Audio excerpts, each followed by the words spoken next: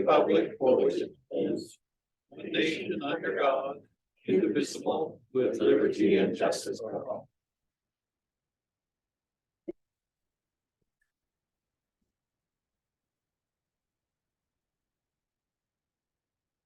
Okay. Approval of the agenda. Is there any comments, corrections, questions?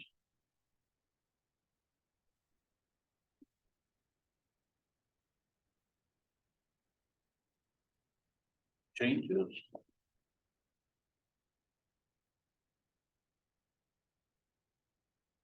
Okay, I move to approve tonight's agenda. have a second. Okay, moved and seconded, all in favor? Aye. Aye. Aye. Aye.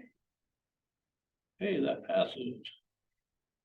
Delegations, Mr. Peterson. Yes, thank you, Mr. Thornton. I have two letters, and I believe the board members, each of you received a copy of them, but I'd like to read them for our public. The first one comes from Jane Beeson, who lives in Spokane, Washington.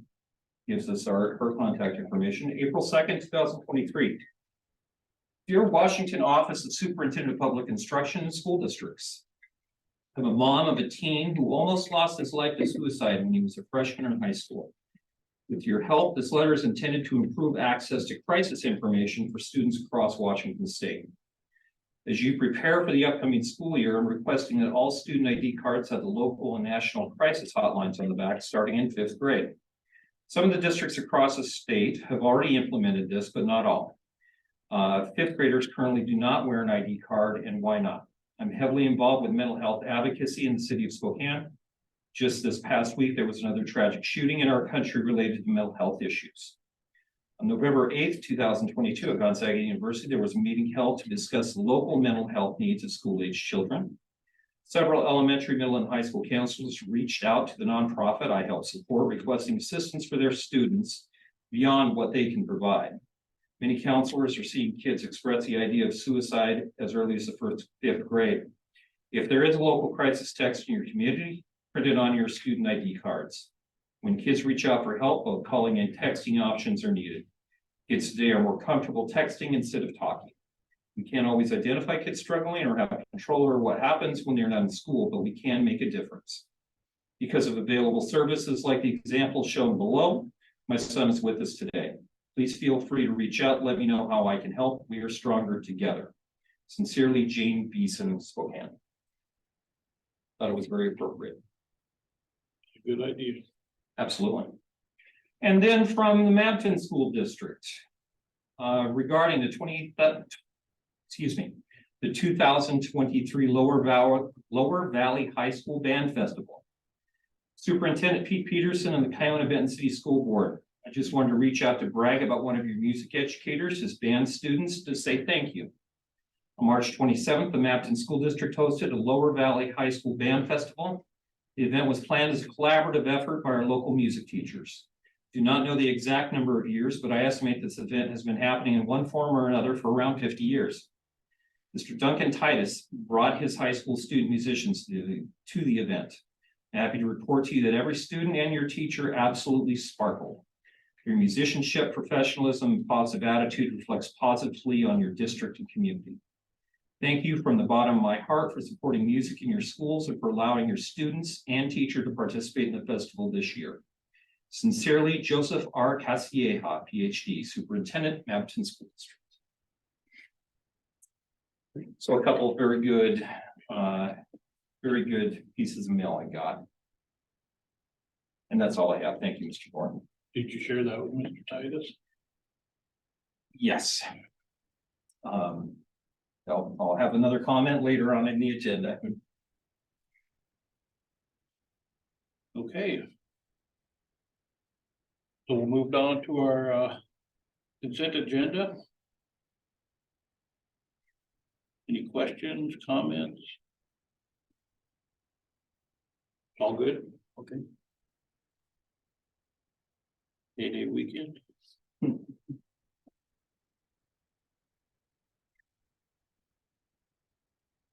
No comment? No. Okay, well, Chair would entertain a motion. I move to approve the consent agenda. One second. Okay, moved and seconded, all in favor? Aye. I, Motion passes. And Mr. Thornton, if I may, I want to thank Mr. Titus for his service to Kyvie Schools. I wanted to wait until that was read. It was very ironic that we're acting upon his resignation at the same time we got that letter. So we're going to miss him. But it's a good move for him personally and professionally. So just want to make sure that people realize that. Yeah, he did a good job. Absolutely. Okay, our favorite part of the night, public comment. We're open for public comment.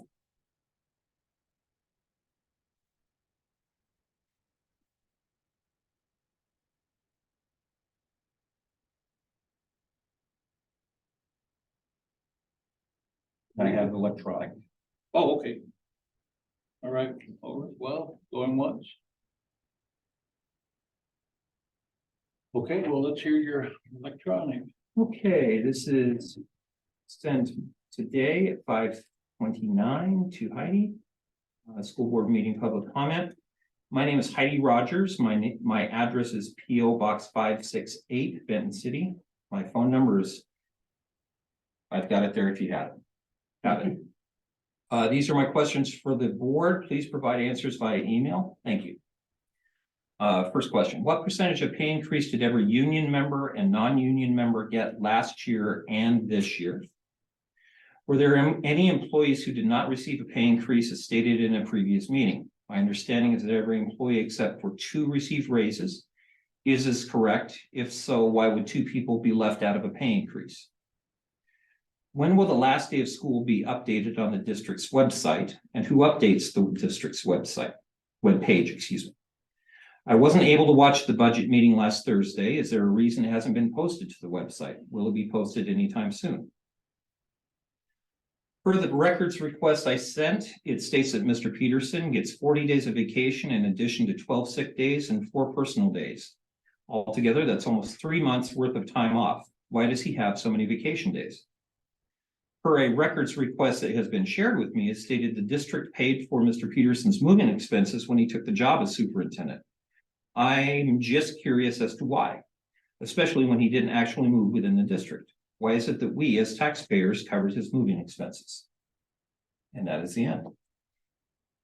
And I'll work with Dale to get an email reply to those. Is that it? That's it. One. Okay. So we'll move into new business, our CTE 4-year plan.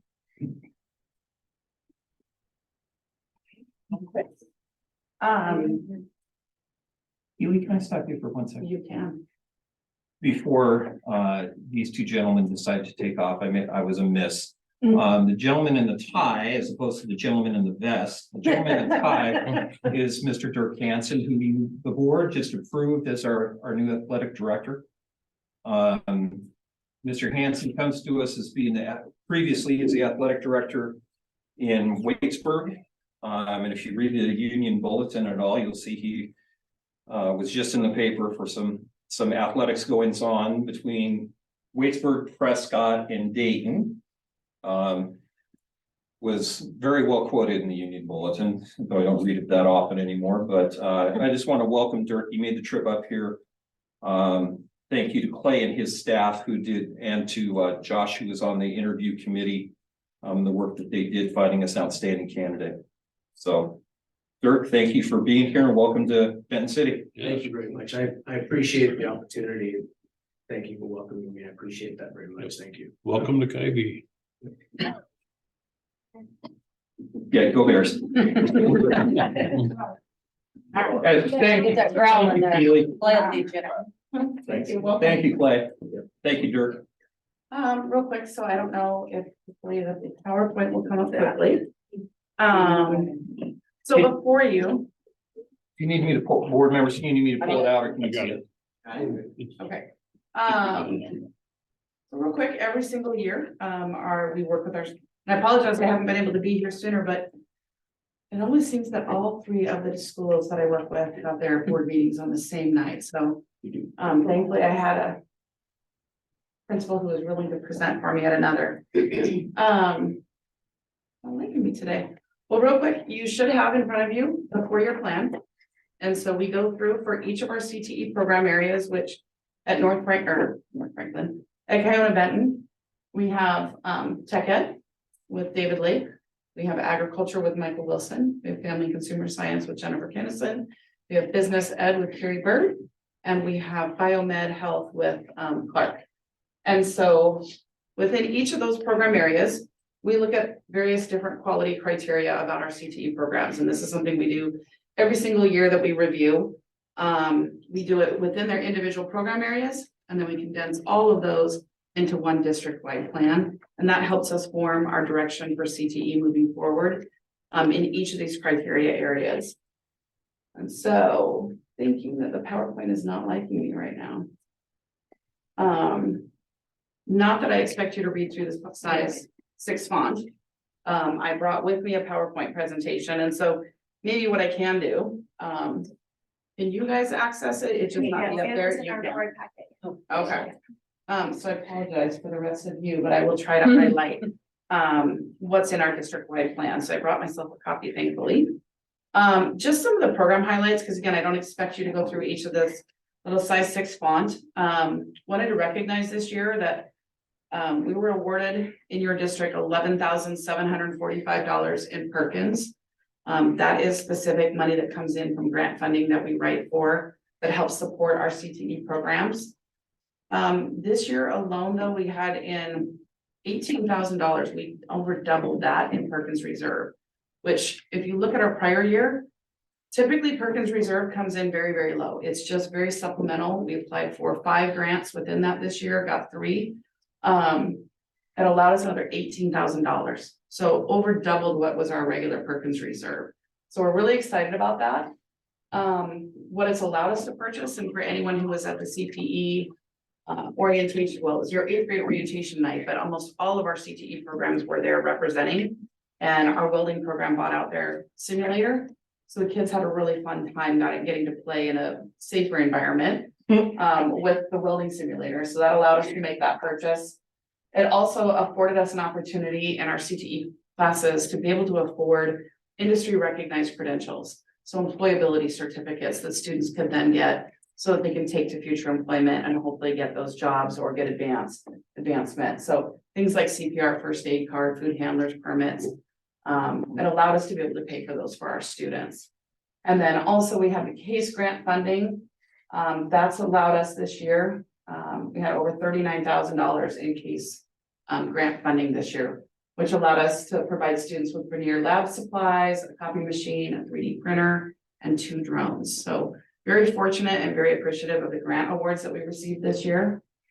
I also want to highlight that consistently, we work towards getting our students access to early college credit through a program called CTE Dual Credit.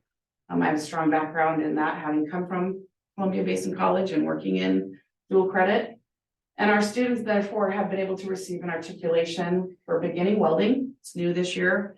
We were able to work with Walla Walla Community College so that our students can get 5 college credits now through Walla Walla if they get a B or better in the class. And also now we've added new agriculture, foods, and natural resources. It's typically in 9th grade class, AFNR, of Columbia Basin College for another 5 early college credits.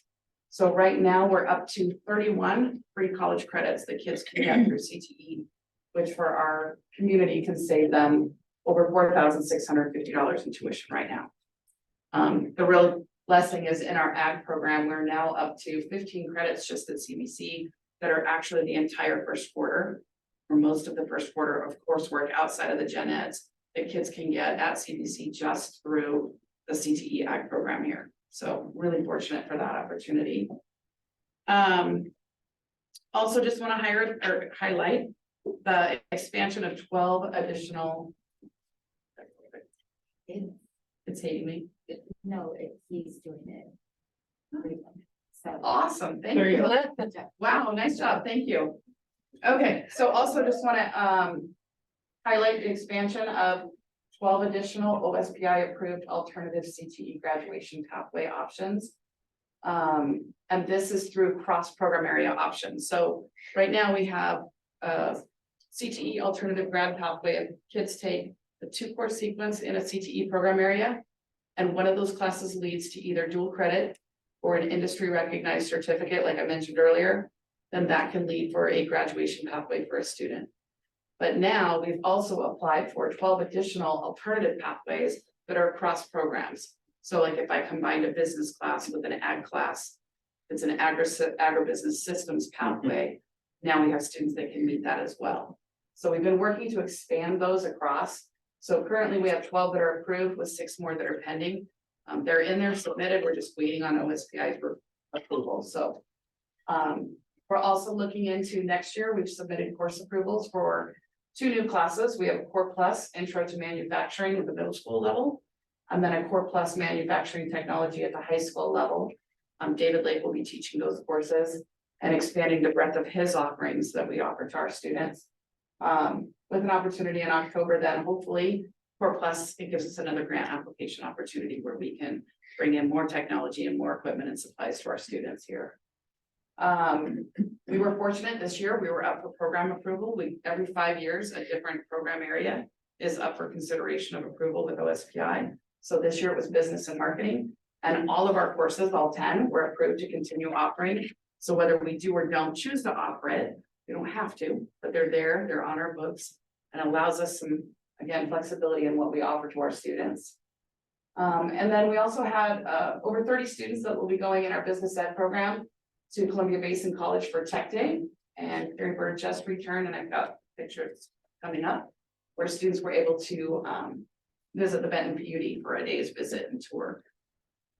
And then awesome, thank you. Wherever you are, out there. In the- And then just kind of like, where's our future growth? I mean, we have a lot of goals, we have a lot of things that we want to be working on, but I just thought I'd highlight a few. Something that's kind of really an ongoing thing for us, especially post-COVID, is really getting our students back and re-engaged in our CTSOs, which stands for Career and Technical Student Organizations, or our leadership clubs. So really trying to get our students back participating at both the local, state, and national levels. Whether they choose to compete or not, we encourage them to. We really think it helps with their leadership skills, but if they're not willing to yet compete, just get engaged and just participate. That's been a challenge for us to bring them back, but we really are working towards that. We also want to look at credit equivalencies. So unlike dual credit, which means early college credit, credit equivalency meaning like a 2-for-1. So a student that takes a class can choose to use it for either CTE or math, or CTE and business, or well, not business, math and English. So we're looking at ways in which we can offer more credit equivalencies across our CTE classes. So again, Core Plus, as we embed that class, that also will look towards math credit. Foods sometimes counts as art credit. So looking at ways we can add more of that into our coursework. We're focusing on increasing, again, the early college access through CTE dual credit. So really wanting to expand out the business ed. We've done a really good job with ag, but our goal then would be looking at business, moving that forward. So I listed some of the classes that I see potential for, either articulating with CBC or Walla Walla, or Yakima. And then we really want to work on diversifying our advisory committee membership. So we also welcome any nominations.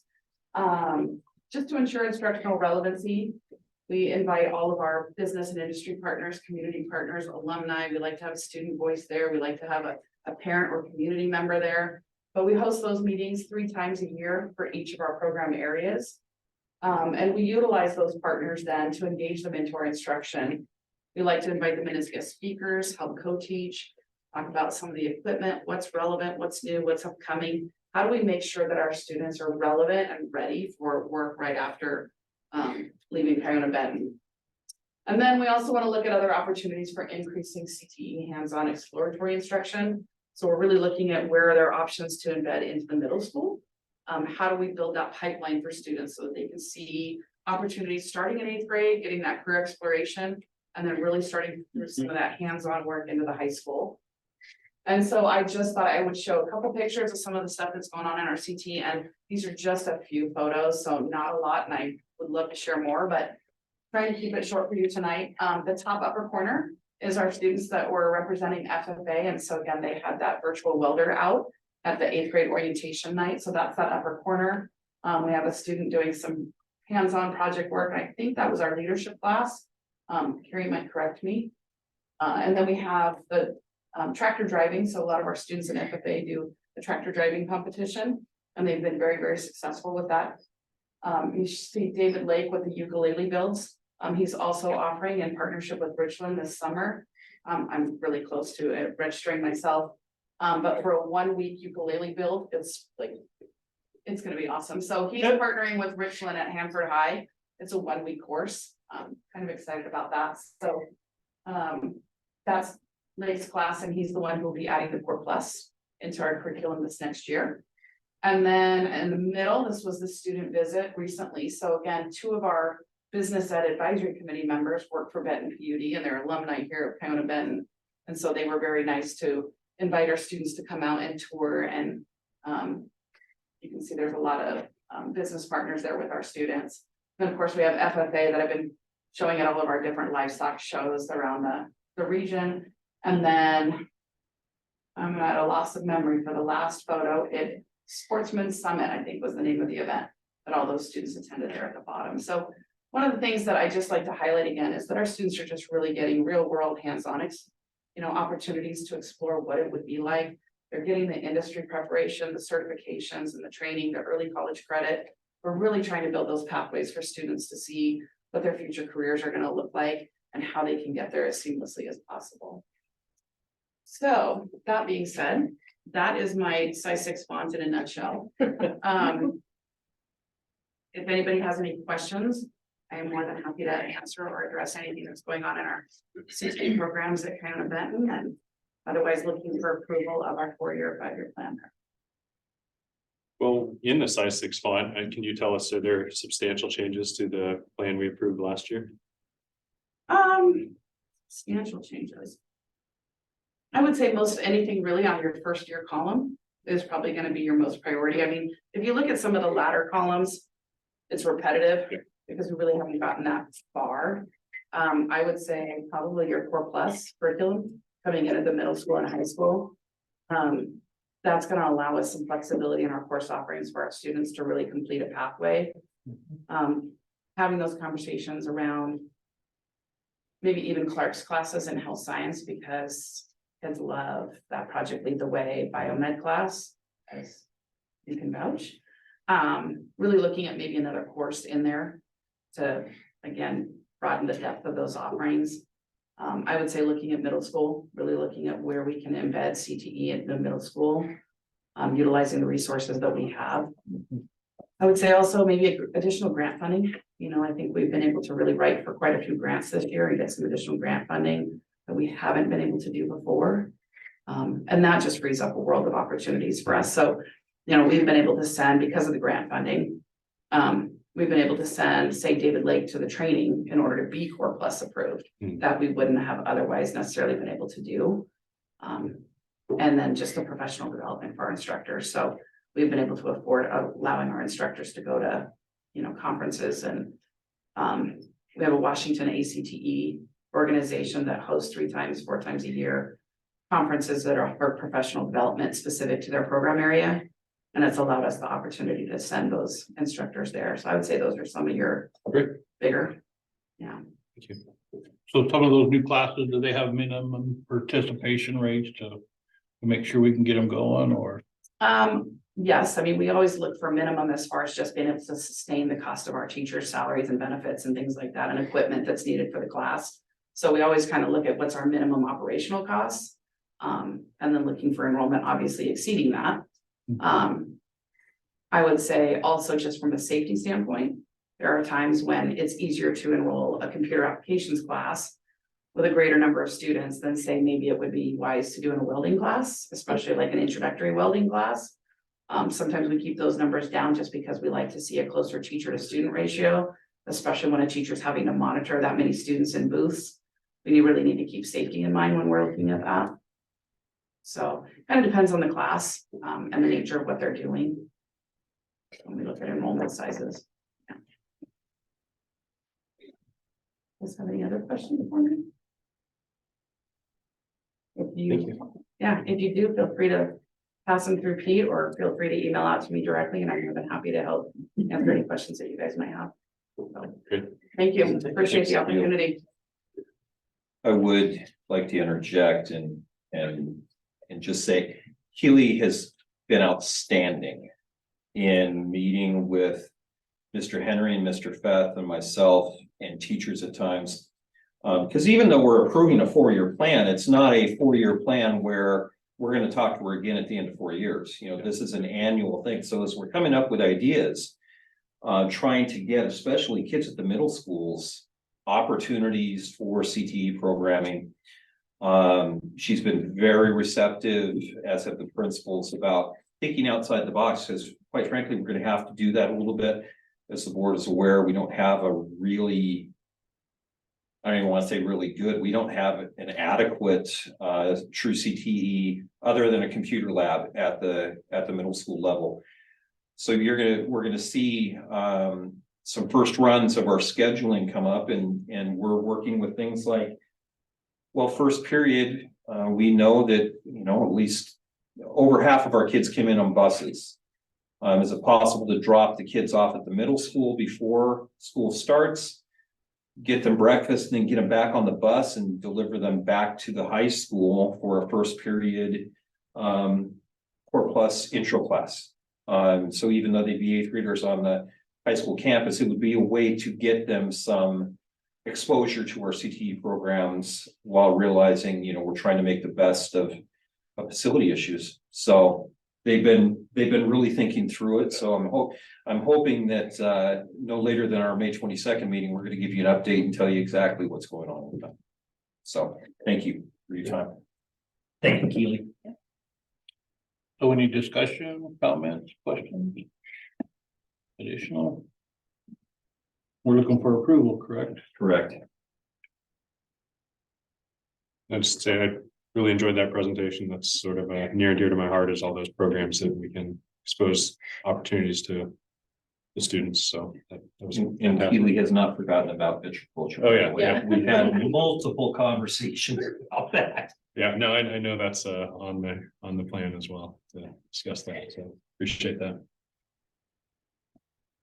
We did go and look at all the great plants out there, all intended to and pruned. Yep. I saw that as well. For.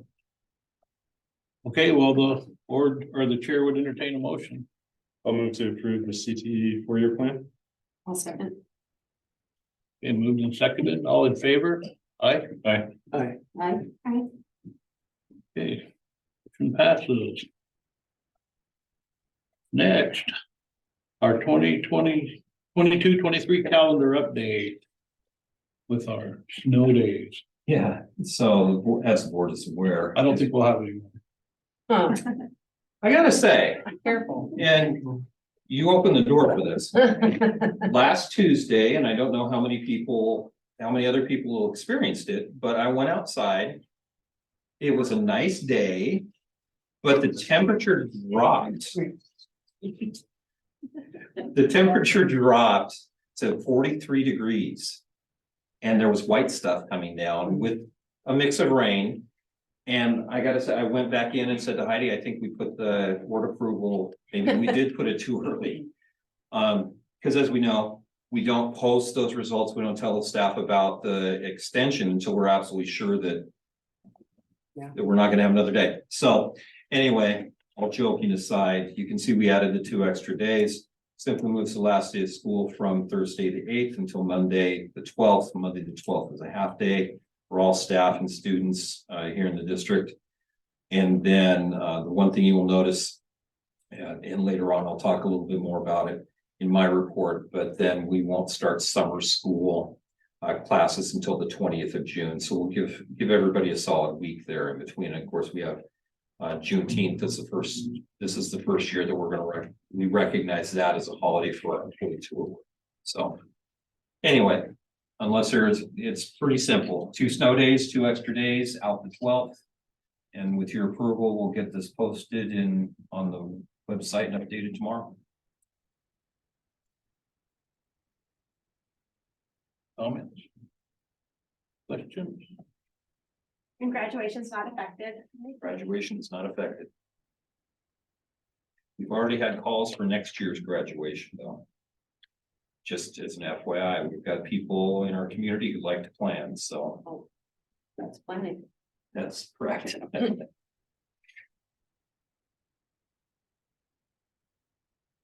Well, Go ahead. No, I will move to approve the 22-23 calendar update.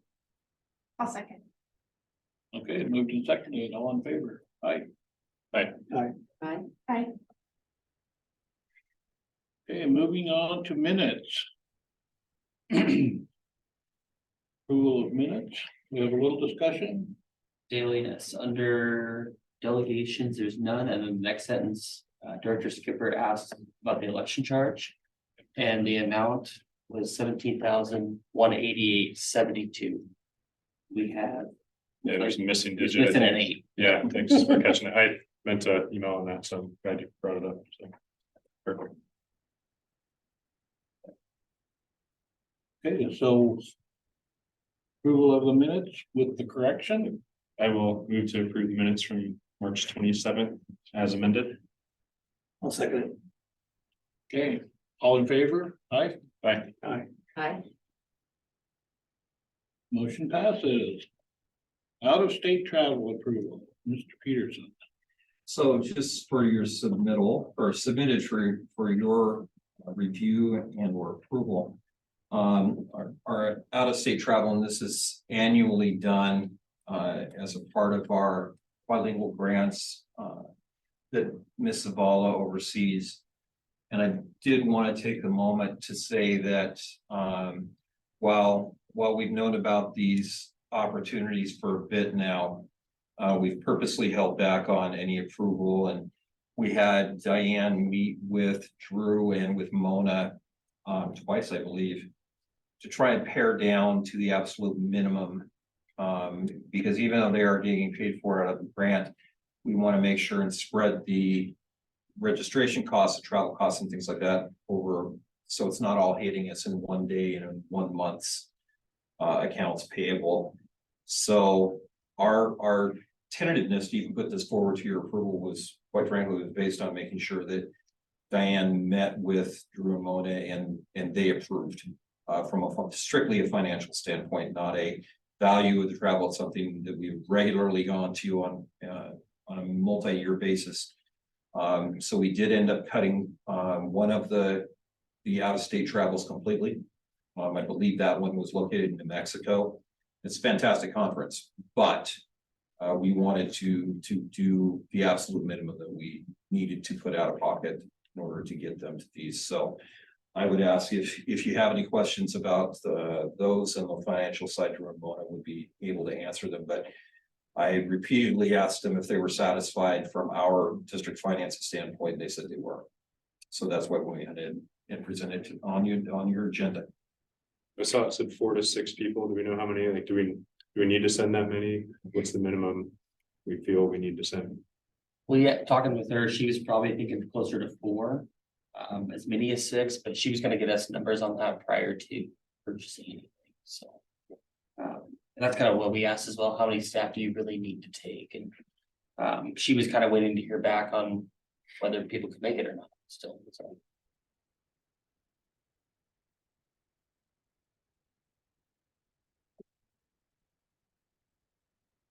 Yeah, so that'd be my only comment, if we can get by with as few as possible and then just sort of debrief and share the knowledge as much as we can to save the costs.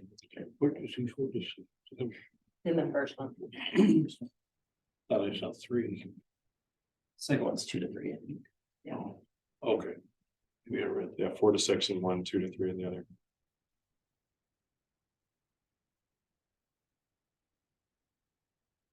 Sure, this is coming from grant money. Yes, I assume. yeah, and one of the grants runs out at the end of June, so that's why she wanted to target those funds. Then, so have we identified, looks like some curriculum to spend down the balance of that? says in the first paragraph.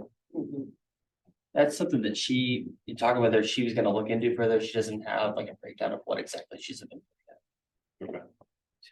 So if there's a balance that we have left to spend on that grant, we're able to identify some. I think the bottom line as far as our spending goes is, I'm quite frankly at the point where if we have to give money back, that's preferable to overspending. Yeah. Short term, so. She'll do her due diligence, but at the same time, we're not going to create a situation where. Puts cash flow in an issue.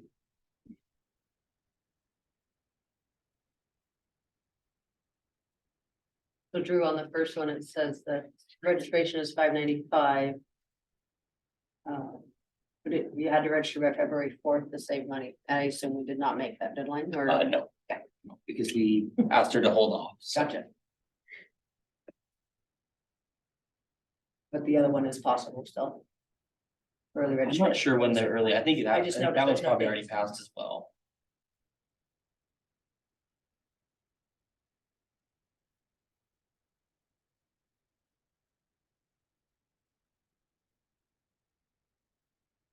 I know the first one has the registrations open. The second one was gonna open up either this week or next. So I think they had like an early bird and then they closed it down for a little bit and then they opened it back up, so.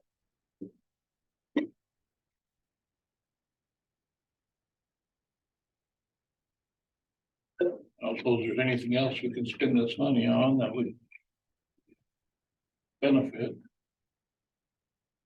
This type of grant. Well, short answer is yes, you can, I mean, let's face it, you can always find dollars to spend from a grant, but I think our major concern right now is just making sure that we're gonna get reimbursed for that at a later time, that the money, we have more than enough sitting there right now, so doesn't do us much good to go out and buy things yes, we could use and can spend the money on if we're gonna put ourselves in a financial burden. Short term. Do we know how much of the 90,000 we've spent already? I can get back to you. I think we've spent about a third. Okay. That's good enough.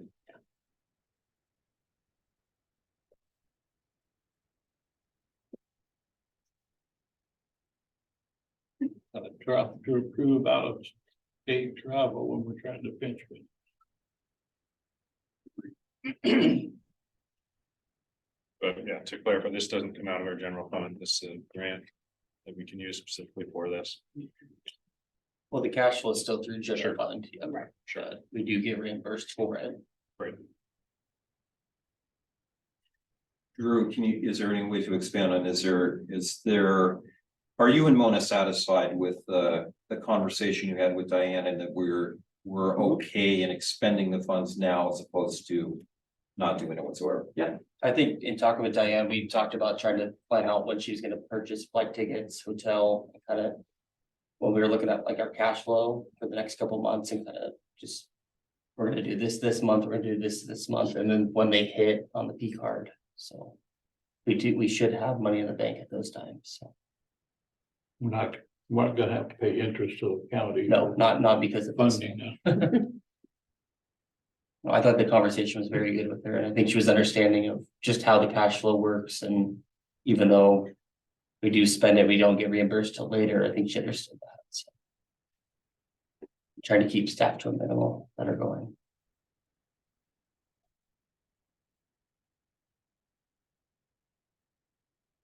Okay, this is up for approval.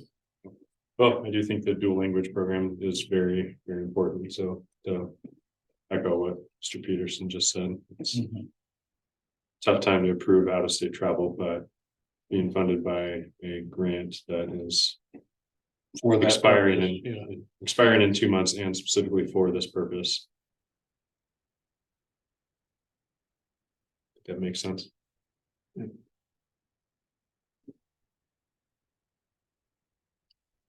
Okay. Entertain a motion. I'll move to approve the out-of-state travel. I'll second it. Okay, moved and seconded, all in favor? Aye. I'm still Aye. thinking about Okay, it. I'm just gonna, there's pausing to allow you.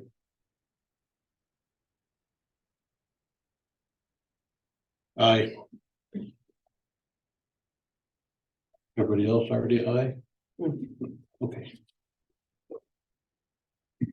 Okay, motion passes. Thank you. Board comments.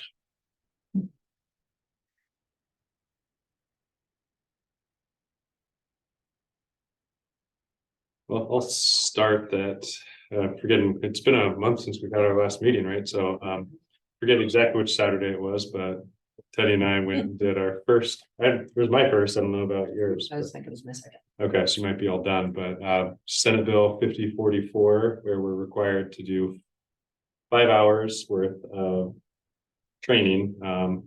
And you know, it's for equity and diversity and inclusion, and you know, I'll avoid my soapbox on my thoughts on the bill itself and requiring legislative mandated training of our school board and so forth. But I'll say it was uncontroversial. It was all focused on belonging, and I think it was productive, although it was 2.5 hours on a Saturday morning. And then outside of that, I think everyone's aware last Thursday we had the Q&A session here, which I think was very productive. I believe that is now available on YouTube. Yep. So encourage anyone who has time to watch that, and I'm very happy with the turnout that we had in the discussion. Thank you for being there. It's really enjoyable. I certainly expect that we'll have more of those, and we'll try to give more notice. And I know that was somewhat last minute, but we'll try and get more notice and get those on the calendar, and hopefully we'll get even more people. So, and then lastly, I did have a chance to stop by the plant sale at the high school on Friday. So I was able to get a few vegetables, and my daughter convinced me to buy a giant potted flower that she wanted in her room, but we did not go down that path because that could only end in disaster. So, but great to stop by and see all the work they've done. And yes, the grapevines are nice and pruned, and so looks great. So. Yep, I too went, purchased a big potted plant hanger, Yep. a bunch of veggies, and toured the greenhouse and the grape plants. All look good. They're gonna run out of veggies, but Yeah. of course, it was a cold spring for them and kind of tough getting starts going. Was trying to get some peppers, but they were all out by the time I got there. So And I imagine they're going in the ground this weekend with the weather forecast. yeah. Which are already in the ground.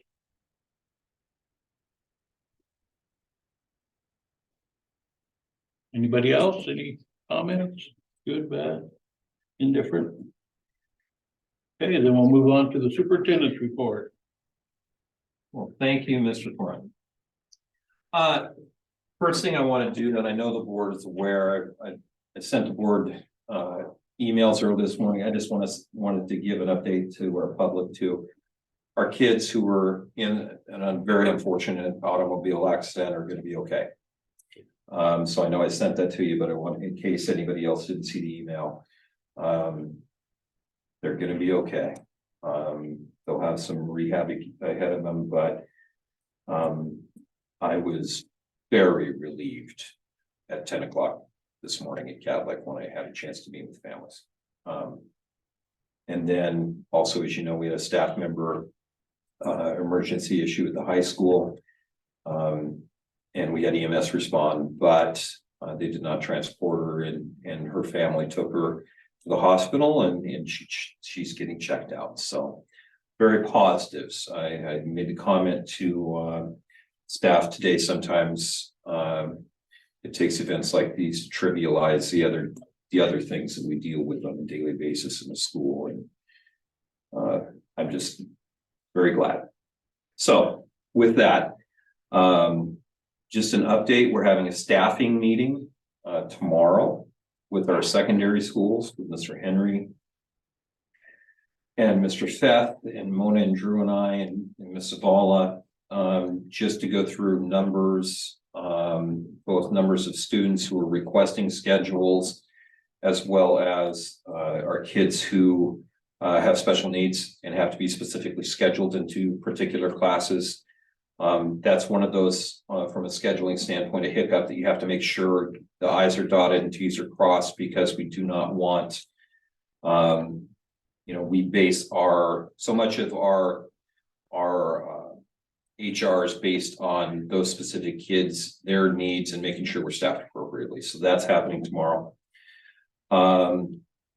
We have a summer school planning session with the elementary later this week. We actually met with the secondary schools that aren't nearly so involved. We met with them earlier, but we'll meet with the elementary and try and finalize that. Then last week on Wednesday, we were able to have our first Watering Student Achievement Council Challenge Grant meeting, and that was down at Blank Slate. And I've got to say, it was an outstanding meeting. We had about 20 participants, some of whom I even had no idea they were going to be there, but we had representatives from Washington State University, from CBC, from local businesses who all met and really brainstormed ideas about best ways to serve Benton City students and what kind of opportunities we were looking for, and came to the realization, and I expressed this early and often, was that we needed to get our kids there, because as much as the adults in the room thought we knew or think we know what's best for high school age kids or even younger, when it comes down to wanting things and opportunities for kids, we need to give them a voice. So we're going to work on having some type of a forum at our schools to get kids involved with that. Washington State Patrol was here today. In case you drove by the transportation office, there was not a really big emergency or anything. There were just a lot of state patrolmen there doing inspections on buses and vehicles. And as soon as we get that report back, we'll give the board an update on the results of that. If you get an opportunity, ECAP Playground, and you know this, Bernardo stated at the last meeting, but everything is finished now for the playground. So if you have a wild hankering or would like to set up a site visit to check that out with new padding underneath or anything, please let me know. I've had several requests from our buildings to see more of the board.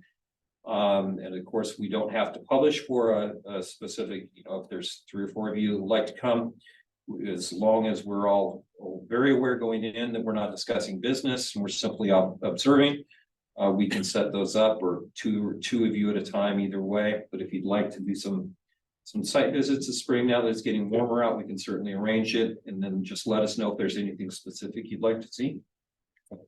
And then finally, May 12th, we're going to have a work session, not one of the Q&A sessions, but a work session Friday, May 12th, tentatively. And again, tentatively 12 o'clock. And this is for a presentation on dual language. And then also to get an opportunity to meet with architects who have been involved in the study and scope planning, looking at our schools, looking at our facilities, looking at our grounds, seeing what the potential is for expansion or remodel at the elementary. But quite frankly, our first priority, as anybody in this room would know, if there's one thing that gets mentioned more than almost anything else, it's our elementary middle school entrance and our bus flow and bus pattern and those things. That's, quite frankly, we're going to take a look at that and see if there isn't something we can do sooner rather than later, because the mushroom has to, we've said it for years, but the mushroom has to get fixed, because it's useless as an entrance for our staff and our parents, patrons. And they have some very good ideas that they would like to share with the board. So we're going to work on some numbers and then send it out to staff and get some exercises where middle school and elementary can take a look at some options and see what they think. So That meeting will be open to the public. that meeting's open to the public. I know it's not at the time where we get a lot of people there, but it is, quite frankly, it was a date when both our architects and our dual language folks from Olympia could both make it. So we went ahead with that. I anticipate having some type of a meeting, whether we do a community council event or another Q&A on those topics, but have a little more topic specific on those two items coming up in the future before we ever start digging dirt. We plan to record that one? The work session, no. However, because these are going to be replicated events, meaning some of the exercises we're going to go through with the board are going to be replicated at the other buildings. There's going to be multiple opportunities for our staff to be involved in those plans. And typically, that's just a past practice of we have not recorded work sessions. We did record the Q&A. And then, of course, as you know, the legislature finished, and there's some implications there for recording and things that we're going to have to take a look at a future meeting too. It was a lot, but that's what I've got, and happy to give you further expansion on any of those topics if you'd like it. I can get that to you. Well, thank you for mentioning that STEM meeting at Blank Slate. I neglected to mention that I was only able to stop by for a few minutes, so Yep. I wish I could have been there the whole time, but it looked like a productive conversation when I was there. There's no one sitting down, everyone was up on against the board, post-it notes and lively conversation, so that certainly looked like a good use of time. You know, with the introduction of STEM at the elementary, our move towards opportunities for our middle school students, continuing to expand the high school dual credit opportunities, we're really, in my opinion, going down the right road with giving our kids hands-on opportunities at all grade levels. It's not going to be overnight, but I think it's the right thing, and I really believe our community participants, especially those in business, are ready to give opportunities to our kids and work together towards getting them some work experience.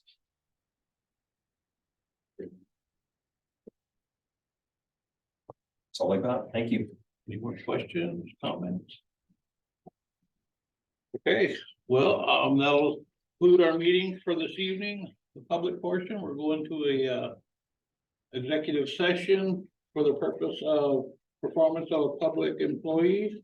30 minutes, no business to follow, and then we'll be adjourned. Thank you for attending.